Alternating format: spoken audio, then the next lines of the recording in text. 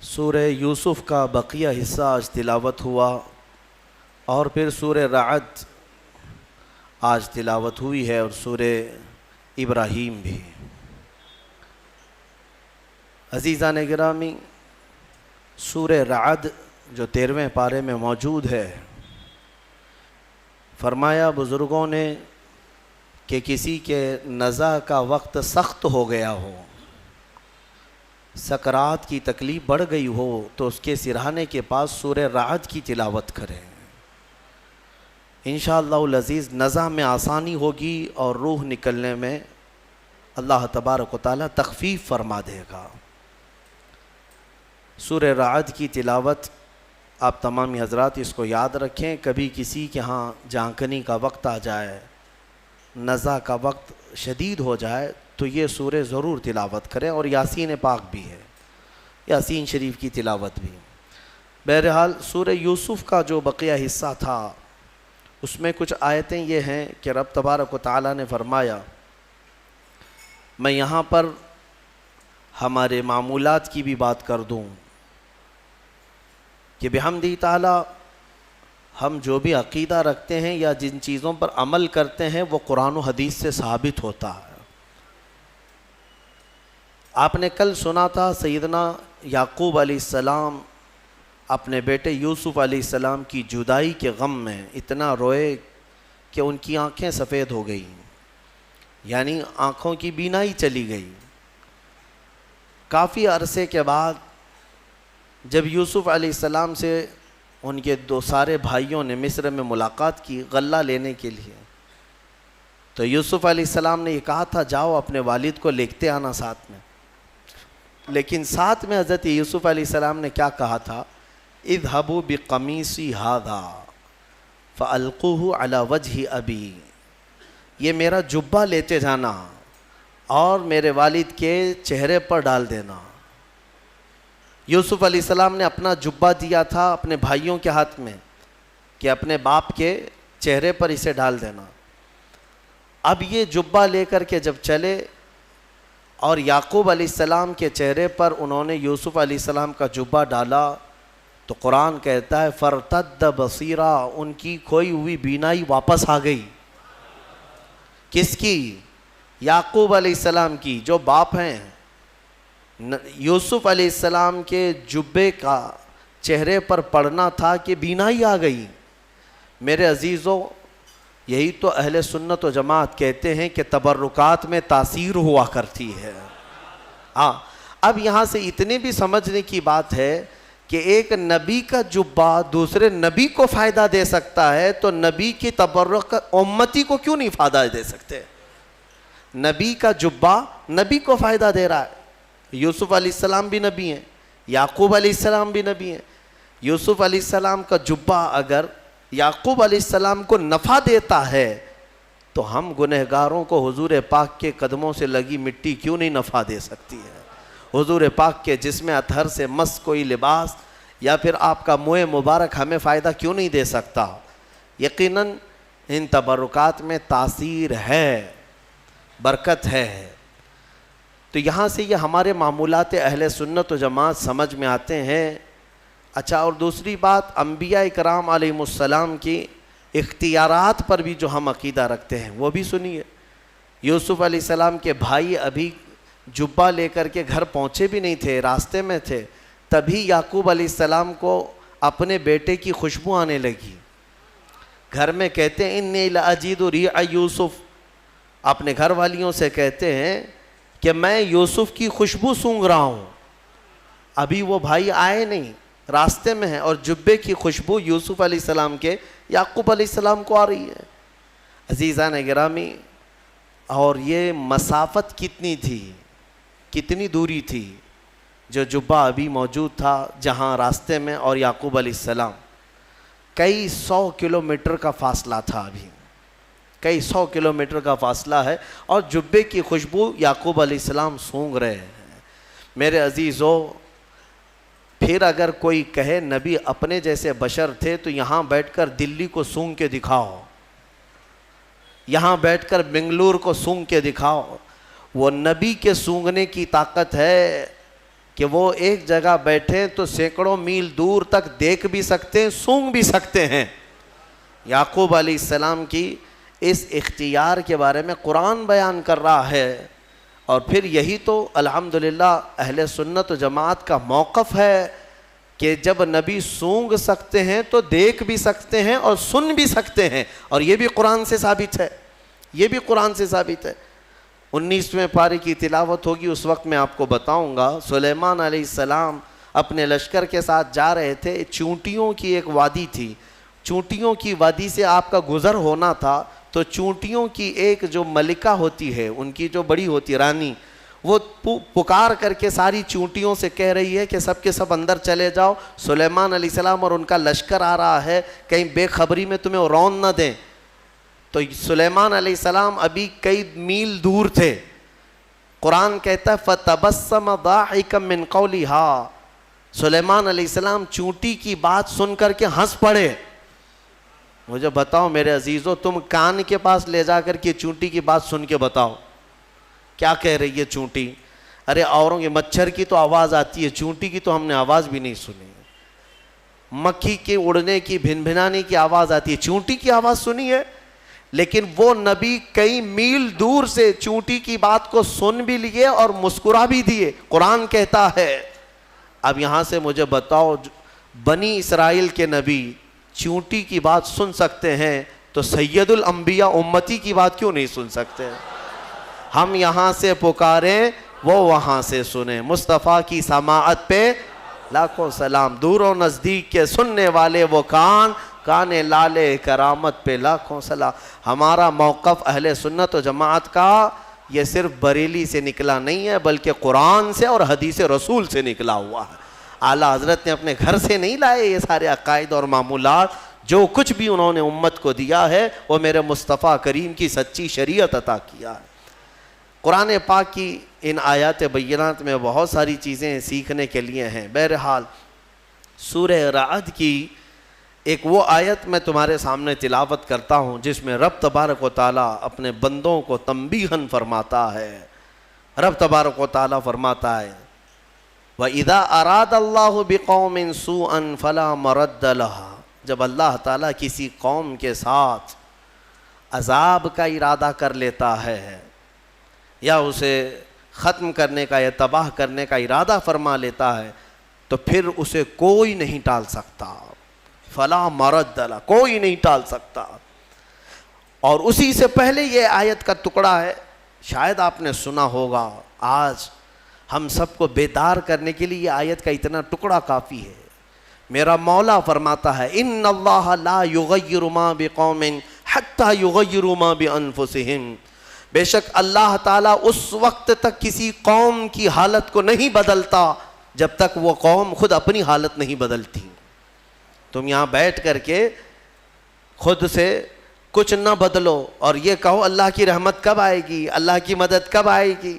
قرآن پڑھو، اللہ فرما رہا ہے اللہ تمہاری حالت نہیں بدلے گا جب تمہیں خود فکر نہیں ہے اپنی حالت بدلنے کا۔ تم اپنے آپ کو بدلتے نہیں اور زمانہ بدلنے کا سوچتے ہو۔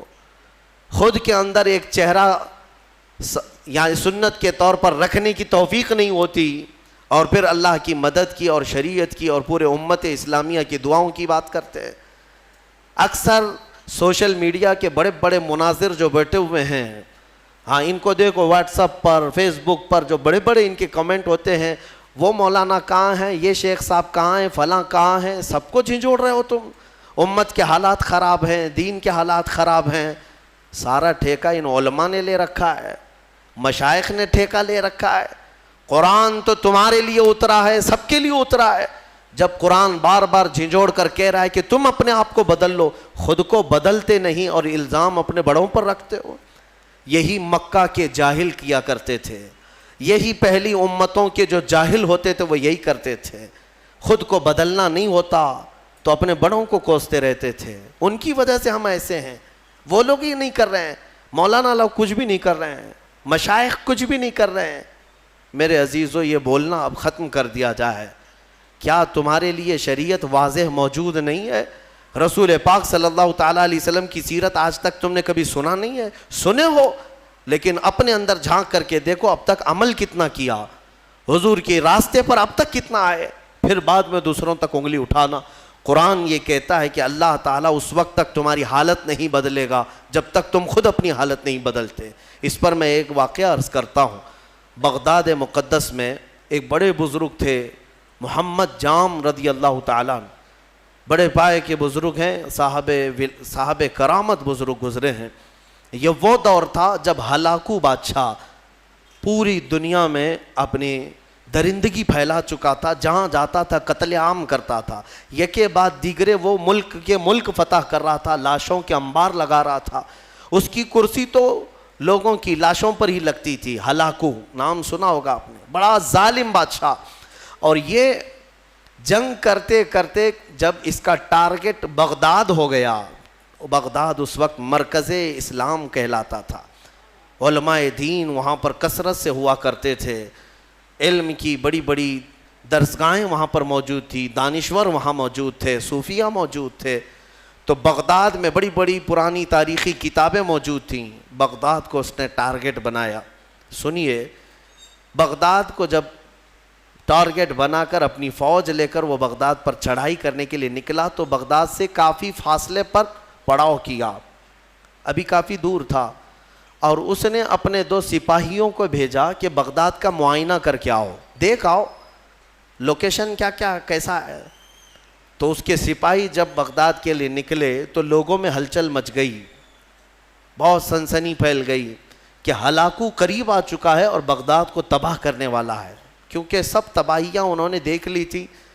ہلاکو نے کیا کون سے شہر برباد کیے، کتنوں کا قتل عام کیا، وہ سب کو پتا تھا۔ تو بغداد کے اکثر لوگ دوڑے دوڑے حضرت محمد جام کے پاس آئے، کہا کہ آپ ہمارے رہبر ہیں، آپ ہمارے رہنما ہیں، اللہ والے ہیں، ہمیں بچا لیں، آپ دعا کریں۔ ہلاکو جیسا ظالم بغداد پر ٹوٹ پڑا ہے۔ وہ اس وقت بیٹھے ہوئے تھے، ان کے ہاتھ میں کھٹوری تھی۔ آپ نے وہ کھٹوری کو یوں پلٹ دیا اور کہا جاؤ اللہ حفاظت فرمائے، اللہ حفاظت فرمائے۔ لوگ چلے گئے۔ اللہ والوں کو اللہ تعالیٰ نے یہ اختیار دیا ہے، تصرف دیا ہے، اور ان کی اداؤں کو اللہ قبول بھی کرتا ہے۔ ہوا یہ کہ ہلاکو کے دونوں سپاہی پورے راستے بھر چھان مارتے رہے، ان کو بغداد نظر ہی نہیں آیا، وہ ڈھونڈتے رہ گئے، ان کو صرف میدان ہی میدان دکھتا تھا، کہیں بغداد دکھتا ہی نہیں تھا۔ وہ واپس لوٹے اور بادشاہ سے کہا کہ بغداد تو ہے ہی نہیں قریب، کہیں پر کوئی شہر ہی نہیں ہے، صرف اور صرف چٹیل میدان ہے۔ تو ہلاکو کو اتنا غصہ آیا ان کی بات پر کہ یہ جھوٹ بول رہے ہیں، دونوں کو اس نے قتل کر دیا۔ کہا جھوٹ بول رہے ہو تم، بغداد کے بالکل ہم قریب آئے ہوئے۔ دوسرے دن بغداد کو اپنے خاص 2 وزیروں کو بھیجا، کہا جاؤ تم دیکھ کر کے آؤ، عام سپاہیوں پر بھروسہ نہیں ہے۔ اپنے معتمد 2 وزیروں کو بھیجا، وہ جب آئے، دوسرا دن تھا، تو پھر لوگوں کو خبر چلی کہ آج ہلاکو کے 2 جاسوس اس کے مخصوص وزیر آ رہے ہیں۔ پھر دوڑے دوڑے حضرت محمد جام کے پاس آئے اور ان سے سفارش کرنے لگے کہ حضور آج وہ اپنے مخصوص جاسوسوں کو بھیج رہا ہے اور وہ بغداد کے قریب آئے ہیں، ہماری بیویاں بیوہ ہو جائیں گی، بچے یتیم ہو جائیں گے، بچا لیں، اللہ کا واسطہ دیتے ہیں۔ حضرت محمد جام نے آج پھر کھٹوری اٹھائی، پلٹ دیا، کہا جاؤ اللہ حفاظت فرمائے۔ چلے گئے، وہ 2 وزیر بھی گھوم پھر کر کے گئے، انہیں بھی بغداد نظر نہیں آیا، صرف چٹیل میدان۔ اللہ والے اپنے کوزے سے جسے چاہے چھپا لیں۔ واپس وہ شام کو لوٹے، ہلاکو کے پاس کہے سچ کہہ رہے تھے وہ دونوں سپاہی، ہمیں بھی بغداد نظر نہیں آیا، ہم غلط راستے پر تو نہیں آئے۔ بادشاہ کو اب غصہ بھی تھا اور تجسس بھی بڑھ گیا کہ ایسا کیسے ہو سکتا ہے۔ اس نے کہا اب معائنے کی ضرورت نہیں، مجھے یہاں سے بغداد کی روشنی نظر آ رہی ہے اور تم کو قریب سے بغداد کیوں نہیں نظر آیا؟ تو پھر تیسرے دن اس نے فوج کی تیاری کر لی کہ نہیں اب معائنے کی ضرورت نہیں، ساری فوج ہی چل پڑے، میرے ساتھ ساتھ چلو اور حملہ ایک ساتھ کیا جائے گا بغداد پر۔ تیسرے دن صفیں لگ گئیں، ہلاکو اس کی سپہ سالاری کر رہا، سربراہی کر رہا تھا، اور جب بغداد کی طرف وہ طبل بجاتے ہوئے، نقارے بجاتے ہوئے نکلے، اب پھر بغداد والوں میں سراسیمگی پھیل گئی۔ اب یہاں پر دوڑ بھاگ، سارے ادھر ادھر کھلبلی مچ گئی. پھر دوڑے دوڑے حضرت محمد جام کے پاس آئے. مومنین کا ایک بڑا مجمع آیا، سب رونے لگے. کہا کہ حضور بچا لیں بغداد کو، یہاں امانتیں ہیں بزرگوں کی، یہاں مسلمانوں کا مرکز ہے، بچا لیں. حضرت محمد جام تیسرے دن ان کے ہاتھ میں کھٹوری تھی، وہ پلٹ رہے تھے، غیب سے ندا آئی کہ اے میرے بندے اب رک جاؤ، اب رک جاؤ. کب تک تم انہیں اس طرح سے بچاتے رہو گے؟ انہوں نے اب تک اپنی حالت نہیں بدلی، ان کو اپنی حالت پر چھوڑ دو. حضرت محمد جام کو حکم ہوا، غیب سے ندا آئی، انہوں نے وہ کھٹوری چھوڑ دی، نہیں پلٹا. پھر اس کے بعد ہوا یہ کہ ہلاکو بغداد میں داخل ہو ہی گیا اپنی فوج کو لے کر، اور ایسی تباہی مچائی، ایسی تباہی، اللہ کی پناہ. 1 مہینے تک بغداد میں صرف چیخ ہی چیخ تھی، آوازیں ہی آوازیں تھیں. جس طرف سے گزرتے لاشوں کا انبار تھا، گھر بار جلائے جا چکے تھے. اسلامی ذخیرہ جو لائبریریاں تھیں وہ جلا کر راکھ کر دی گئیں. دریائے دجلہ کا پانی پورا خون سے لال ہو گیا تھا، اور گھوڑے دوڑتے تھے بغداد کی گلیوں میں تو مسلمانوں کے خون سے گھوڑوں کے ٹاپ بھیگ جاتے تھے. اتنا قتل عام کیا، مسجدیں تخت و طاقت و تاراج ہو گئیں، وہاں کی بلند و بالا پرشکو عمارتیں تباہ و برباد کر دی گئیں، علماء کو قیدی بنایا گیا. نہ جانے کتنی تباہی ہوئی، اس کا بیان کرنا بیان سے باہر ہے. میرے عزیزو، یہ تباہی تاریخ کی داستان بن گئی. آج بھی تاریخ اٹھاؤ گے تو ہلاکو کے بغداد کی تباہی کی داستانیں تمہیں بہت جلی حرفوں میں نظر آئیں گی. لیکن کہنا یہ چاہتا ہوں کہ اس تاریخ میں چھپا ہوا یہ واقعہ ہمیں جھنجھوڑتا ہے. اللہ والے بھی، اولیاء کرام بھی اس وقت تک بچاتے رہتے ہیں جب تک تمہارے سدھرنے کی امید ہو. پھر ایک وقت ایسا آتا ہے کہ مولا تعالیٰ خود منع کر دیتا ہے کہ اے میرے محبوب بندو، ان کی حفاظت بھی مت کرو، ان کو اپنے حال پر چھوڑ دو، ان کو اپنے حال پر چھوڑ دو، کہیں وہ نوبت نہ آنے پائے، وہ وقت آنے نہ پائے. اے غیور مسلمانوں، میں تمہیں بیدار کرتا ہوں. اسی لیے زمانہ ماضی کے کچھ شاعروں نے یہ کہا تھا، جگہ جگہ کے تھک چکے ہیں تمہیں یہ ہنگامے، اٹھو نشاط لذت خواب گراں بدل ڈالو. ہاں، غلط روی سے منازل کا بعد بڑھتا ہے، مسافروں رویش کارواں بدل ڈالو. اٹھو وگرنہ حشر نہ ہوگا پھر کبھی، دوڑو کہ زمانہ چال اپنی چل گیا. آج تمہیں پتہ ہے تمہاری تباہی کے منصوبے، اس کے تانے بانے پورے بنے جا چکے ہیں، تمہارے خاتمے کی منصوبے مکمل کیے جا چکے ہیں، اور تم آپس میں یہاں گتھم گتھا ہو. تم یہاں پر اب تک اپنے تاش کے پتے چھوڑنے کو تیار نہیں، تمہارے شراب کی دکانیں بند نہیں ہو پاتی، تمہارے نشے کی عادتیں ختم نہیں ہو پاتی. کہاں گیا وہ غیور نوجوان؟ جب میرے آقا صلی اللہ تعالیٰ علیہ وسلم تنہا آواز دیتے تھے تو سہاگ رات چھوڑ کر کے حنظلہ جیسا جوان بھی میدان میں آتا تھا، اپنی آج کی دلہن کو چھوڑ کر نکل آتا تھا. کہاں گیا وہ ہمارا نوجوان؟ بوڑھے بھی اپنے وقت میں، تمہیں پتہ ہے بدر کی رات کو دوسرے دن جانا ہے، مدینے کے ایک گھر میں باپ اور بیٹے میں جھگڑا ہو رہا ہے. کس بات پر؟ بیٹا کہتا ہے میں رسول پاک کے ساتھ جاؤں گا، باپ کہتا ہے نہیں میں جاؤں گا. دونوں میں جھگڑا ہو رہا ہے، اور دونوں نے حضور پاک صلی اللہ تعالیٰ علیہ وسلم کے پاس شکایت کی کہ آقا آپ فیصلہ فرما دیں کون جائے گا. بیٹا کہتا ہے یہ باپ میرے بوڑھے ہو چکے ہیں، انہیں گھر سنبھالنے دیں. بوڑھے کہتے ہیں نہیں میرا حق زیادہ ہے، میں عمر والا ہوں، اس کا تجربہ کم ہے، میں آپ کے ساتھ جاؤں گا. یہ کھیلنے کے لیے مقابلہ نہیں ہو رہا ہے، جان دینے کے لیے مقابلہ ہو رہا ہے، گردنیں لے کر کے نکلنے والا ہے.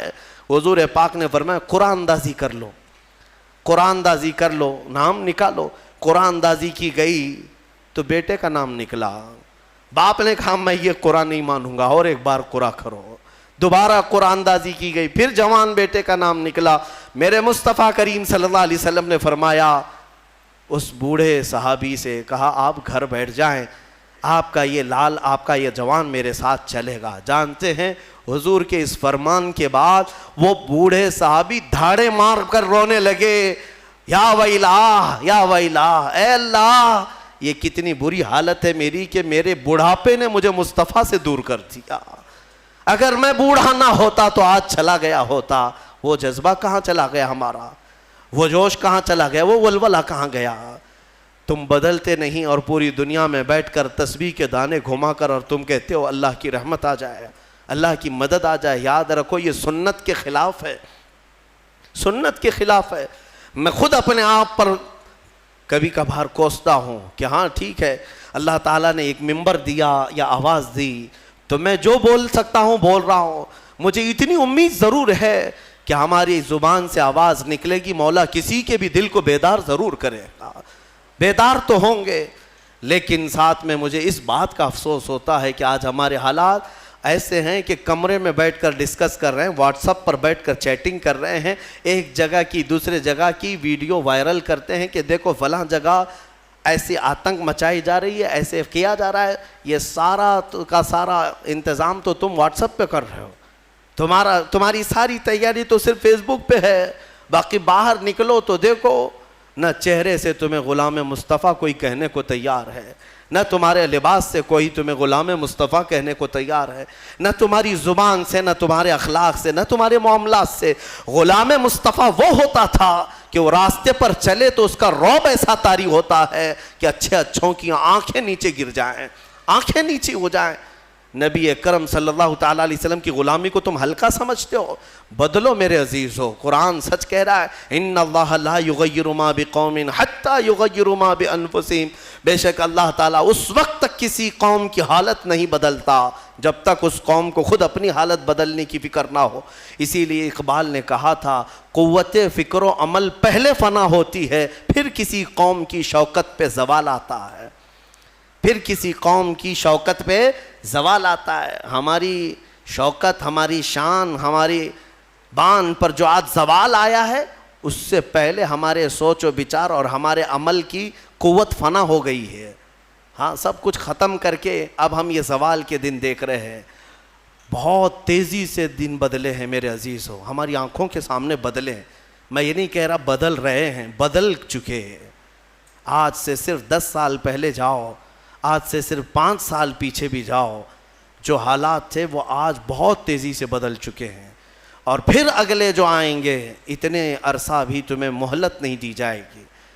دشمن گھات لگا کر اپنی کمین گاہوں سے تمہاری طاق میں ہے. اسی لیے میں نے کل بھی ایک جملہ کہا تھا کہ نشیمن سے دھواں اٹھتا ہے اور تم کہتے ہو ساون ہے. گھر میں آگ لگی ہے اور دھواں نکل رہا ہے اور تم کہہ رہے ہو ساون کا موسم چل رہا ہے. میرے عزیز بچوں، آج یہ گلی ڈنڈے کا وقت بھی نہیں، کرکٹ اور ہاکی اور فٹ بال کا وقت بھی نہیں ہے تمہارے پاس. تمہارے ہاتھوں میں قرآن عظیم آ جانا چاہیے، تمہاری زبانوں پر اب منغمات مصطفیٰ آ جانا چاہیے. تم پوچھو گے اس سے ہوگا کیا؟ تمہیں پتہ نہیں کیا ہوگا، تمہیں اندازہ بھی نہیں ہے. قرآن کی ایک آیت اگر مولا پہاڑوں پر نازل کرے تو وہ ریزہ ریزہ ہو جائیں گے، وہ ریزہ ریزہ ہو جائیں گے. کیا قرآن پر یقین نہیں ہے تمہیں؟ اللہ نے فرمایا لو انزلنا هذا القرآن على جبل لرأيته خاشعا متصدعا من خشیۃ اللہ. اگر ہم یہ پہاڑوں پر نازل کرتے تو تم دیکھتے کہ اللہ کی خشیت سے یہ ریزہ ریزہ ہو جاتے. آج تمہارے ہاتھوں میں اگر قرآن آ جائے اور تمہارے سینے میں بس جائے، پھر دیکھنا قرآن کی اس طاقت کو لے کر جس راہ سے گزرو گے دشمن ریزہ ریزہ ضرور ہوں گے، ضرور ہوں گے. آج تمہارے پاس جو طاقت ہے، قوت ہے، وہ قرآن ہے اور عشق مصطفیٰ ہے. اور عشق مصطفیٰ نعروں سے نہیں. ہاں آپ یہی کہیں گے کہ ہم تو عاشقان مصطفیٰ ہیں، ہم میلاد بھی مناتے ہیں، نعتیں بھی پڑھتے ہیں، نعرے بھی لگاتے ہیں سب. اگر نعرے لگانا اور نعت مصطفیٰ پڑھنا ہی عشق مصطفیٰ کی علامت ہوتی تو نہ بدر ہوتی، نہ احد ہوتا، نہ خندق ہوتی، نہ حنین، کچھ نہیں ہوتا. سب صحابہ بیٹھ کر مسجد نبوی میں ہی نعرے لگاتے، سب دشمن فنا ہو جاتے. ایسا نہیں ہے. پہلے میدان میں اپنے عمل کے ساتھ اترو، اپنے عمل کے ساتھ اترو. ہاں تم حضور پاک صلی اللہ تعالیٰ علیہ وسلم کے عاشق ہو تو عمل کے ساتھ آؤ، تم اپنے آپ کو بدلو. قرآن کی اس محکم آیت کے بارے میں آپ سے کہہ رہا ہوں، اللہ نے سچ فرمایا اس وقت تک وہ حالت نہیں بدلے گا جب تک تم اپنی حالت نہیں بدلتے. اب حدیث سنو. میرے آقا صلی اللہ علیہ وسلم فرماتے ایک بندہ اگر اپنے آپ کو بدلنا چاہے، کتنا ٹائم لگنا چاہیے بدلنے میں آپ کو؟ کب تک؟ کچھ تو لمٹ ہوگی. آپ بدلنا چاہیں, حضور فرماتے ہیں اگر کوئی بدلنا چاہے اور نکل پڑے مولا کے راستے پر, حضور فرماتے ہیں کہ اگر وہ ایک بالشت آگے بڑھے گا تو رب تبارک و تعالیٰ کی رحمت ایک ہاتھ آگے بڑھ جائے گی. اگر وہ چل کر کے آئے گا تو مولا کی رحمت دوڑ کر اسے لے گی. ہاں, تمہارے صرف اٹھنے کی دیر ہے. تم نے بنی اسرائیل کے اس شخص کے بارے میں سنا نہیں, حدیث پاک میں, صحیح حدیث پاک, جس نے 100 لوگوں کا قتل کیا تھا, 100 لوگوں کا قتل کیا اور توبہ کے ارادے سے وہ نکلا. اسے ایک عالم دین نے بتایا کہ جاؤ بیت المقدس کی طرف, اللہ کے گھر کی طرف, تم جاؤ وہاں توبہ کرو, اللہ تعالیٰ تمہاری توبہ قبول کرے گا. وہ اپنے گھر سے نکلا, بیچ راستے میں اس کا انتقال ہو گیا. توبہ کرنے کی مہلت بھی نہیں آئی, ابھی اس جگہ پہنچا بھی نہیں تھا. یہ صرف اور صرف نکلا ہے اپنے آپ کو بدلنے کے لیے, اور بیچ میں موت بھی آ گئی. اور حدیث پاک میں عذاب کے اور رحمت کے دونوں فرشتے آئے. عذاب کے فرشتے جہنم میں لے جانے کے لیے, رحمت کے فرشتے جنت میں لے جانے کے لیے. کیوں؟ دونوں یہ کہہ رہے تھے, عذاب والے کہ یہ 100 قتل کر چکا ہے, گنہگار ہے. رحمت والے کہتے نہیں, توبہ کی نیت سے نکلا تھا, صاف ہو رہا تھا. جبرائیل امین کو حکم بنا کر اللہ نے اتارا کہ دیکھو ان دونوں کے درمیان فیصلہ کرو. کیسے فیصلہ؟ اس کے گھر سے بیت المقدس تک کی زمین ناپو, یہ جہاں گرا ہے دیکھو, اگر بیت المقدس سے قریب ہے تو جنت والے لے جائیں, اگر دور گرا ہے تو دوزخ والے لے جائیں. ناپا گیا تو برابر بیچوں بیچ وہ انتقال کر کے گرا ہے, بیچوں بیچ, ادھر بھی برابر ہے ادھر بھی برابر ہے. اب کیا فیصلہ کیا جائے؟ دونوں جگہ کی مسافت سیم ہے. رب تبارک و تعالیٰ نے فرمایا جبرائیل امین سے, جبرائیل دیکھو منہ کس طرف کیا ہوا ہے. دیکھا گیا کہ وہ بیت المقدس کی طرف, اور ایک حدیث میں اللہ والوں کی بستی کی طرف منہ کیا ہوا تھا جب مرا ہوا تھا. رب تعالیٰ نے فرمایا رحمت والوں کو دے دو, رحمت والوں کے حوالے کر دو, اسے جنت لے جائیں. بدلنا چاہو تو مولا تعالیٰ اتنا تیز تمہیں بدل دیتا ہے, اور نہیں بدلنا چاہو تو تمہیں اسی طرح چھوڑ دیتا ہے. تو کچھ تو ہونی چاہیے ہمارے اندر احساس بدلنے کا. صرف اور صرف اگر کسی کو ایسا لگتا ہے کہ تقریریں سننا یہ ایک انٹرٹینمنٹ ہے, تو میں کہتا ہوں یہ سننا بھی چھوڑ دو. اگر علماء کی تقریریں یا ہمارے بیانات سنتے ہو تو تمہاری زندگی میں انقلاب آنا چاہیے, تبدیلی کا مزاج پیدا ہونا چاہیے کہ کل تک میری نمازیں قضا ہوتی تھی, آج میں نماز کی پابندی کر لوں, اسی لیے کہ مجھے کل قیامت کے دن حساب دینا ہے. اور اس کے علاوہ آج کے حالات کیا جھنجھوڑتے نہیں ہیں تمہیں؟ آج کے حالات نہیں جھنجھوڑ رہے تمہیں؟ ظالم سر پر اب ننگا ناچنے کے لیے تیار کھڑے ہیں. وہ دن تمہارے سامنے آئیں گے, تم دیکھو گے کہ بچوں کے خون سے یہ ہولی کھیلیں گے. ہاں یہ دن آئیں گے, قریب ہے. ہر جگہ پر فتنہ و فساد, ہر جگہ پر خون ریزی, ہر جگہ پر قتل و غارت. حضرت نعمت اللہ شاہ کرمانی 800 سال پہلے کے ایک بزرگ ہیں, ان کی پریڈیکیشن بہت مشہور ہے. انہوں نے جو پیشن گوئیاں 800 سال پہلے کی تھیں وہ سب کی سب آج ثابت ہوتی نظر آ رہی ہیں. انہوں نے ہندوستان کے پورے حالات کے بارے میں پیشن گوئیاں کی ہیں, ان کی پوری کتاب موجود ہے فارسی میں. انہوں نے اپنے زمانے کے بعد ہونے والے حالات میں سب بتایا, کون سا بادشاہ آئے گا, کتنے سال حکومت کرے گا, کیا کیا ہوگا, اور آج کے حالات تک انہوں نے بیان کیے. اس میں انہوں نے ایک بات یہ بھی بیان کی ہے, میں یہ نہیں کہتا کہ ہم جو ہے آنکھ بند کر کے ہر چیز پر یقین کریں گے, مستقبل جو بھی ہے وہ اللہ کے دست قدرت میں ہے, اللہ ہی بہتر جانتا ہے. لیکن بزرگوں نے علم لدنی سے, اللہ تعالیٰ کا جو خاص علم انہیں ملا ہو, اس سے کبھی کبھار کچھ باتیں بیان کرتے ہیں. انہوں نے یہ بیان کیا کہ ایک وقت آئے گا ہند پر, جب دریائے اٹک کا ایک نام لیا انہوں نے, یا پھر تبت کے پاس کہ ایک دریا ہے یا ایک میدان ہے, وہ 3 بار پورے خون سے بھر جائے گا, اتنا قتل عام کر دیا جائے گا. سوچ سوچ کر کے کبھی ہمارے رونگٹے کھڑے ہو جاتے ہیں. عزیزان گرامی وقار, جب بارش بہت تیز آتی ہے تو پھر لوگ چھت کے نیچے چلے آتے ہیں, یا چھاتا نکال لیتے ہیں، اور تم کون سی زندگی گزار رہے ہو؟ فتنوں کی بارش اور ظلم کی بارش اتنی تیز ہو چکی کہ تم مصطفیٰ کریم کی چھت کے نیچے بھی آنا نہیں چاہتے، اور نہ ہی اخلاق مصطفیٰ کی چھتری لینا چاہتے ہو۔ کون سی زندگی میں ہو؟ بدلو اپنے آپ کو، میرے رب تبارک و تعالیٰ کا فرمان حق ہے، ورنہ حالات ہم نے یہ بھی دیکھے ہیں۔ زندگی تمہاری 80 سال کی ہو جائے، اگر ایک جگہ بیٹھ کر کے تم انتظار کرتے رہے تو کچھ تبدیل نہیں ہونا ہے۔ وہ خالق اسباب ہے، ساری چیزیں اسباب پر رکھا ہے۔ مولا اگر چاہے تو ڈائریکٹ آسمان سے تمہارے منہ میں روٹی ڈال دے، لیکن اس کی مرضی ایسی نہیں۔ اس کی منشا یہ ہے کہ پہلے بیج بو، پھر فصل آئے، پھر اس کے بعد کٹائی ہو، پھر اس کے بعد پسائی ہو، پھر آٹے کی گندھائی ہو، پھر اس کے بعد روٹی بنے، پھر توے پر جائے، پھر پک کر تمہارے منہ میں آئے۔ اتنی منزلوں سے گزار کر کے تمہارے منہ تک لاتا ہے، لیکن کیا وہ ان منزلوں کا محتاج ہے؟ وہ ڈائریکٹ تمہیں رزق کھلا سکتا ہے، لیکن اس نے پوری کائنات کو اسباب پر رکھا ہے۔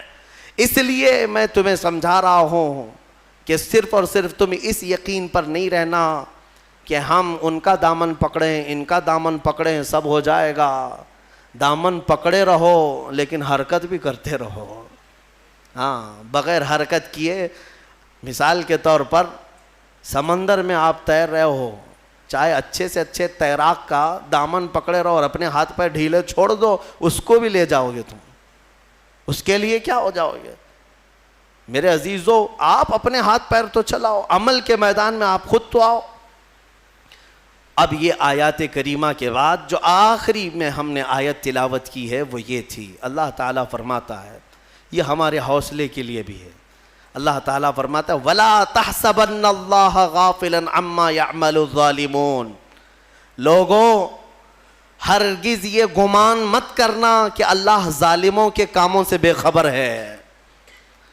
ظالموں کے کسی کام سے اللہ بے خبر نہیں، وہ جو کچھ بھی کر رہے ہیں مولا سب دیکھ رہا ہے، ہر چیز دیکھ رہا ہے، اور انجام بہت قریب ہے۔ انما یؤخرہم لیوم، اللہ انہیں ڈھیل دیا ہوا ہے۔ قرآن میں رب تعالیٰ فرماتا ہے انہیں ڈھیل دیتا ہے اس دن کے لیے جب سب کی آنکھیں دیکھیں گی کہ یہ کس پلٹی کھائیں گے، کیسی پلٹی کھائیں گے۔ اب میں یہاں پر بھی یہی کہوں گا کہ ظالم جس قدر بھی ظلم کر لیں، ایک وقت آئے گا جب میرے مولا کی پکڑ ہوگی۔ چنگیز نہیں بچا، ہلاکو نہیں بچا، فرعون، قارون، شداد، حامان، ابو جہل، ابو لہب، یہ سب اپنے ظلم کی داستان لکھ کر کے چلے گئے، ان کے نشانات نہیں رہے، تو فی زمانہ ہمارے زمانے کا بھی کوئی ظالم زندہ نہیں رہے گا۔ رب تبارک و تعالیٰ کی پکڑ آئے گی، آئے گی۔ یہ اور بات ہے کہ ایک بڑے بزرگ نے لکھا ہے، وہ بہت اچھی لگی مجھے بات، فرمایا کہ اگر اللہ تبارک و تعالیٰ کسی قوم سے ناراض ہو، اللہ کسی قوم سے ناراض ہو تو سزا کے طور پر انہیں حاکم ظالم دے دیتا ہے۔ ظالم حاکم ہی اس قوم کی سزا ہے۔ اکثر یہ دیکھا گیا ہے کہ قوم کی سزا ظالم حاکم ہی بن جاتا ہے۔ رب تعالیٰ کی طرف سے ایسے یہ انجام ہوتے ہیں۔ میرے عزیزو، پھر جب اجتماعی توبہ کرو گے، اپنے آپ کو بدلو گے، تو مولا بھی یہ کائنات کے سارے اس نظام کو بدل دے گا۔ اور ایک آیت یہ بھی میں سنا دوں، اللہ فرماتا ہے اگر تم نہیں چینج ہونا چاہتے، طے کر کے رکھے ہو کہ جیسے ہم ویسے ہی رہیں گے، بولنے دو مولانا لوگوں کو، ہم جیسے ویسے ہی رہیں گے۔ ان یشاء یذھبکم، اللہ فرماتا ہے اگر تم یہ نہیں چاہتے بدلو، اگر اللہ چاہے تو تم سب کو ختم کر دے گا۔ وَيَسْتَخْلِفْ مِن بَعْدِكُم مَّا يَشَاءُ، تمہارے بعد پھر جسے وہ پسند کرے گا اس کو اپنی زمین پہ لائے گا، پھر کسی اور قوم کو وہ بسائے گا۔ ہم سے پہلے بھی قومیں آباد رہی ہیں، تم سے نظام کائنات نہیں ہے، تم سے دنیا نہیں چل رہی ہے، تمہاری وجہ سے سورج اور چاند کا نظام نہیں ہے، تمہیں تو اللہ تبارک و تعالیٰ نے اس کائنات میں ٹھہرنے کا موقع دیا ہے۔ اگر تم یہ سمجھ رہے ہو کہ میرے ہی سے سب چل رہا ہے تو خام خیالی ہے۔ ہاں بدلنے کی اپنے آپ کو فکر آج ہی سے طے کر لو. رمضان ہے، بہترین موقع ہے. اللہ رب العزت کو گواہ بناؤ، میرے مصطفیٰ کو حاضر و ناظر مان کر ان کے دربار میں یہ کہہ دو ایک بار میرے آقا کو شاہد مانتے ہو، میرے آقا کو حاضر مانتے ہو، میرے آقا کو ناظر مانتے ہو، تو پھر ان کے سامنے ہاتھ جوڑ کر کے یوں کہو میں مجرم ہوں آقا مجھے ساتھ لے لو، میں مجرم ہوں آقا مجھے ساتھ لے لو، کہ رستے میں ہیں جا بجا تھانے والے، چمک تجھ سے پاتے ہیں سب پانے والے، میرا دل بھی چمکا دے چمکانے والے، برستا نہیں دیکھ کر ابر رحمت، ہم بدوں پر بھی برسا دے برسانے والے. ایک میں کیا میرے عصیاں کی حقیقت کتنی، مجھ سے 100 لاکھ کو کافی ہے اشارہ تیرا. یا رسول اللہ تو جو چاہے تو میل میرے دل کے دھلیں، کہ خدا دل نہیں کرتا کبھی میلا تیرا. یا رسول اللہ تیرے ٹکڑوں پہ پلیں غیر کی ٹھوکر پہ نہ ڈال، جھڑکیاں کھائیں کہاں چھوڑ کے صدقہ تیرا. گندے نکمے کمی مہنگے ہیں کوڑی کے 3، کون ہمیں پالتا تم پہ کروڑوں درود. اور بے ہنر و بے تمیز کس کو ہوئے ہیں عزیز، ایک تمہارے سوا تم پہ کروڑوں درود. کر کے تمہارے گناہ مانگے تمہاری پناہ، اور تم کہو دامن میں آ تم پہ کروڑوں درود. بخش دو جرم و خطا تم پہ کروڑوں درود. گرچہ ہیں بے حد قصور تم ہو عفو و غفور، گرچہ ہیں بے حد قصور تم ہو عفو و غفور. بخش دو جرم و خطا تم پہ کروڑوں درود. رزق کے قاسم ہو تم، خلق کے حاکم ہو تم، جو ملا تم سے ملا تم پہ کروڑوں درود. یا رسول اللہ تم ہو حفیظ و مغیث، کیا ہے وہ دشمن خبیث. تم ہو حفیظ و مغیث، کیا ہے وہ دشمن خبیث. تم ہو تو پھر خوف کیا تم پہ کروڑوں درود. بس یہ اعلیٰ حضرت نے ہمیں سکھایا ہے، یہ اعلیٰ حضرت نے ہمیں سکھایا ہے. جس دن تم بیدار ہو کر میرے نبی کو شاہد مان کر کے یہ کہہ لوگے، انشاءاللہ وہ بدلیاں چھٹ جائیں گی، وہ ابر ہٹ جائے گا، یہ ظالموں کی نحوست ختم ہو جائے گی. دیکھنا تم اپنی آنکھوں سے ان کیڑوں کو مرتے ہوئے دیکھو گے، تم اپنی آنکھوں سے ان دجالوں کو تباہ ہوتے ہوئے بھی دیکھو گے. انشاءاللہ ایک دن میری یہ قوم بدل جائے گی. تو اقبال نے بھی کہا تھا کہ کفر دم توڑ دے گا ٹوٹی ہوئی شمشیر کے ساتھ، گر تم نکل آ جاؤ ایک بار نعرے تکبیر کے ساتھ.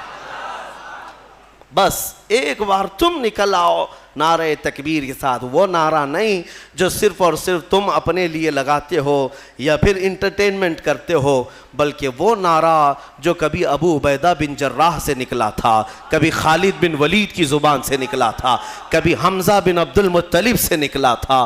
ان کی زبانوں سے جو نعرہ نکلتا تھا وہ روح سے نکلتا تھا، اور ان کا یقین کامل ہوا کرتا تھا، چاہے دنیا کی ساری طاقتیں سامنے ہو مولا میرے ساتھ ہے.